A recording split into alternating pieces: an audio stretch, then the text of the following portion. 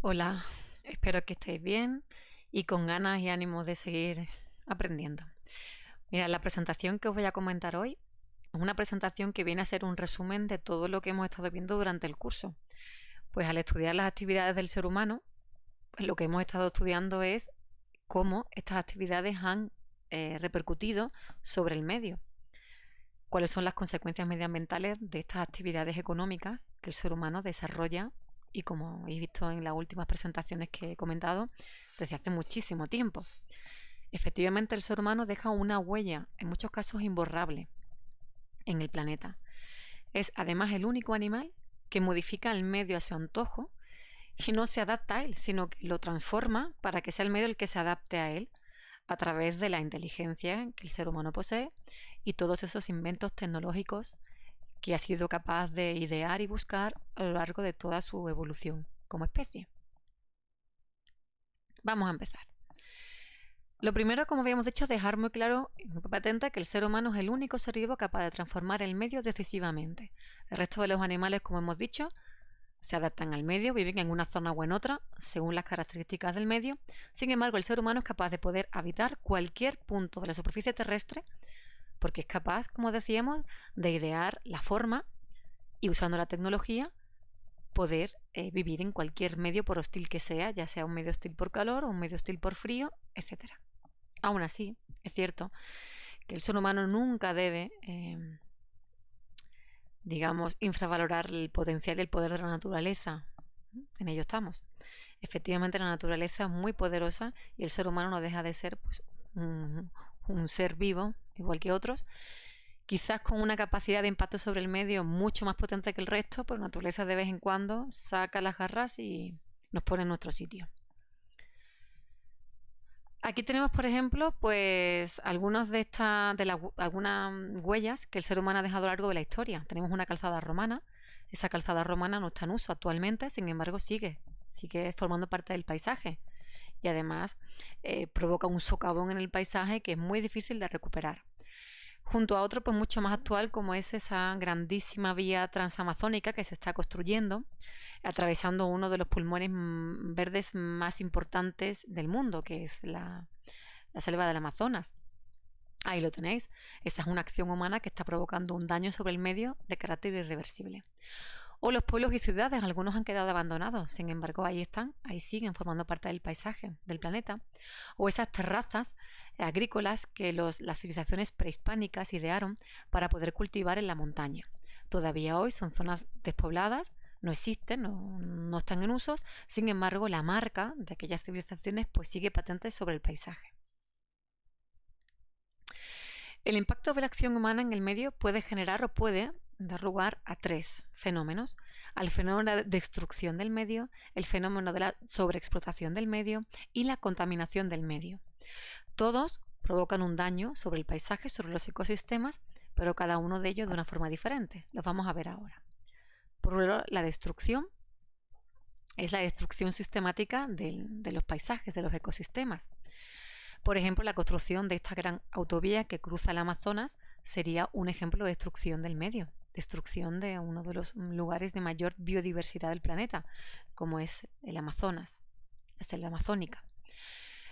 Todos los incendios que se producen, que en un porcentaje muy elevado son incendios totalmente intencionados por el ser humano, siempre por debajo con intereses económicos importantes, pues todos esos incendios son la destrucción del medio, que además tienen unas repercusiones medioambientales muy poderosas.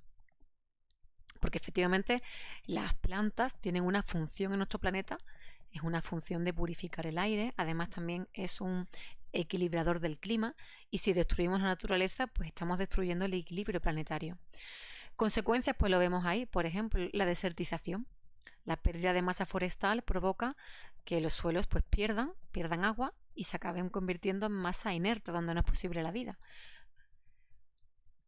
La sobreexplotación está producida por el consumo de recursos naturales a más velocidad a lo que la naturaleza es capaz de sobreponerse. Por ejemplo, la tala de árboles para el uso de leña o el uso, por ejemplo, de esta madera para hacer muebles, Pues si nosotros sobreexplotamos la capacidad que tiene el planeta para regenerar masa forestal, pues nos quedamos sin los bosques. Y como decíamos, los bosques tienen una función muy importante en el equilibrio de las condiciones climáticas del planeta. Por otro lado, la sobreexplotación de algunos bienes imprescindibles para la vida, como es el agua. El agua se encuentra en el planeta, ya sabemos que en un constante ciclo, que todos conocemos a estas alturas.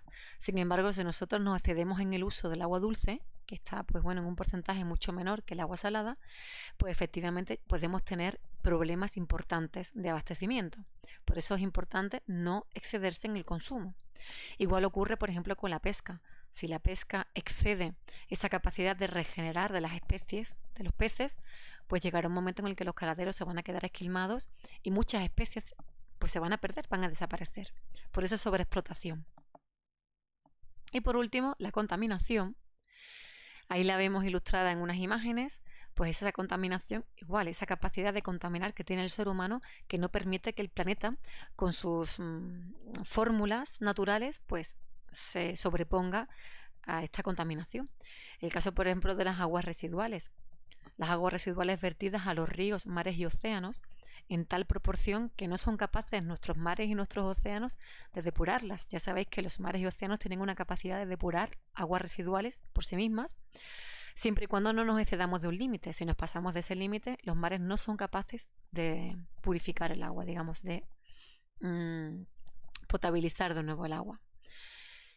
La contaminación de las ciudades a través de la emisión, pues como decíamos, de gases, de los vehículos, de las calefacciones, de las fábricas, etcétera, contaminan la atmósfera y provocan un desequilibrio planetario importante. La acumulación de residuos en las grandes aglomeraciones urbanas, toda esa basura que somos capaces de generar diariamente. La contaminación de los buques en alta mar, que también hacen vertidos de petróleos, por lo tanto contaminan las aguas.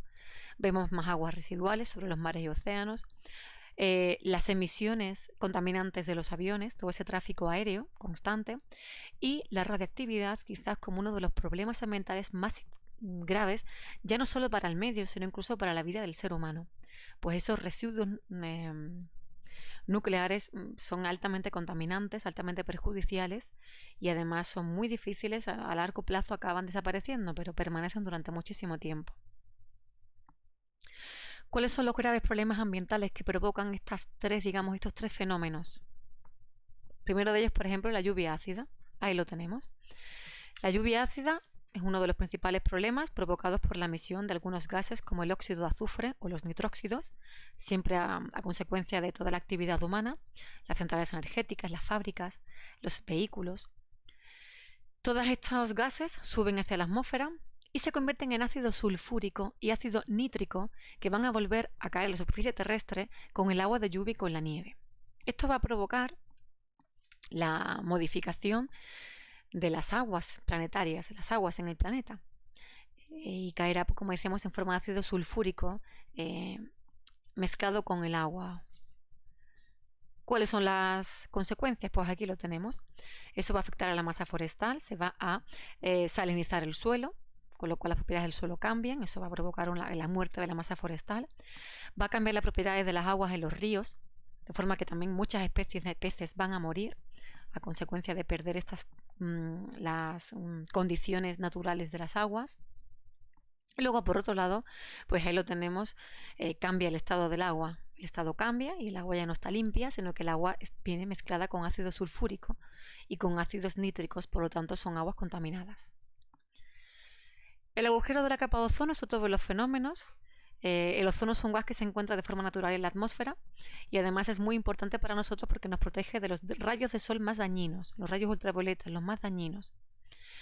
Este ozono pues, se va a ver perjudicado por la emisión de los clorofluorcarbonos de la actividad humana, los abonos nitrogenados y los aviones supersónicos. Todos estos gases contaminantes van a entrar en contacto con el ozono y lo van a ir deteriorando.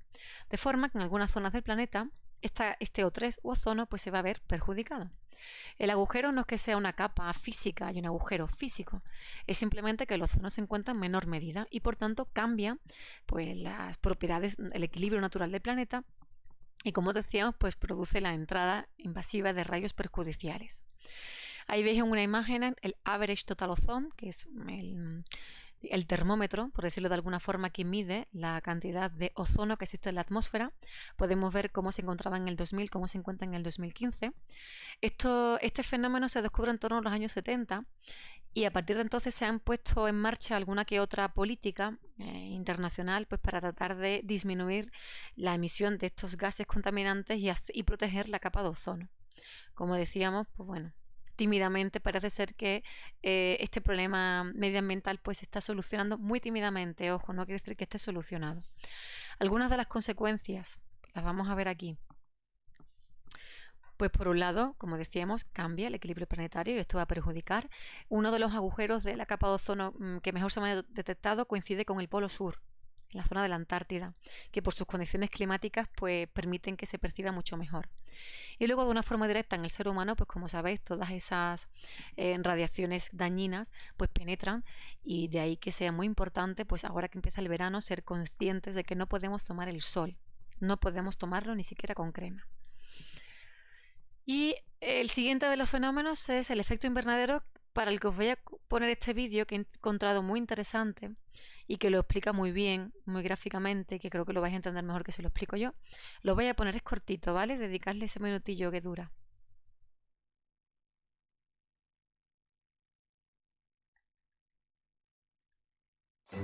¿Sabes qué es el efecto invernadero? Es el fenómeno natural que permite a nuestro planeta mantener las condiciones necesarias para albergar vida. La atmósfera captura algunos de los rayos del sol que llegan a la corteza terrestre, manteniéndolos dentro para conseguir una temperatura media de 15 grados. Si la atmósfera no atrapara ninguno de estos rayos que rebotan en la superficie, la temperatura media de la Tierra sería de menos 18 grados. La atmósfera está compuesta por diversos gases naturales, siendo el nitrógeno, el oxígeno y el argón los que constituyen el 99,93% del total. Sin embargo, son otros gases como el vapor de agua, el dióxido de carbono, el metano, el óxido de nitrógeno y el ozono los que tienen una mayor incidencia en el efecto invernadero. Además, en la atmósfera también están presentes gases artificiales llamados clorofluorocarbonos. En la proporción adecuada, estos gases cumplen su cometido, pero al aumentar su concentración por obra del hombre, la atmósfera retiene más calor del necesario, provocando el aumento de las temperaturas, el deshielo de los polos, la desertificación, incendios, tormentas e inundaciones. ¿Por qué aumentan los gases de efecto invernadero? Hay tres razones principales: la quema de combustibles fósiles como el petróleo, carbón y gas natural, la deforestación de bosques y destrucción de ecosistemas marinos que absorben el dióxido de carbono, y el aumento de una población que cada vez consume más recursos naturales. Ahora que ya sabes cuál es la causa del problema, puedes ayudar a reducir la emisión de gases de efecto invernadero. ¿Y tú? ¿De qué manera luchas contra el cambio climático?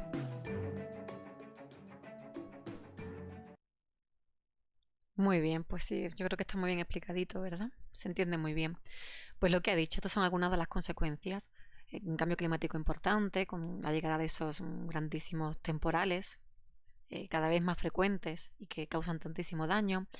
Luego tenemos, por ejemplo, la desertización en muchas zonas que prácticamente están desérticas. Y luego tenemos, por otro lado, pues bueno, incluso ¿no? Zonas que deberían estar congeladas y que están perdiendo la temperatura, y por eso se está produciendo el deshielo de zonas muy importantes para el equilibrio climático del planeta.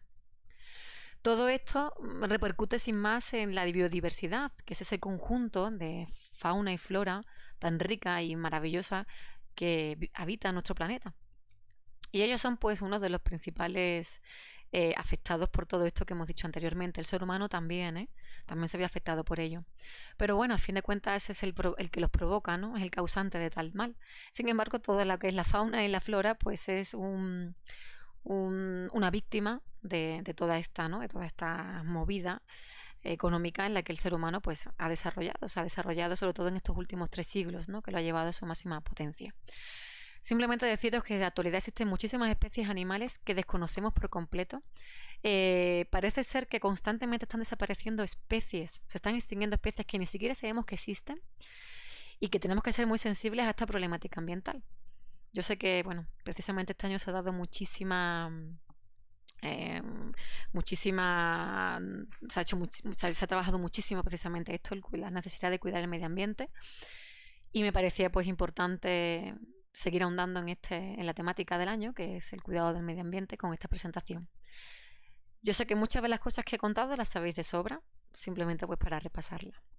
Bueno, espero que tengáis una buena semana y que me sigáis a todo lo que yo más o menos os voy a ir publicando. ¿Os parece?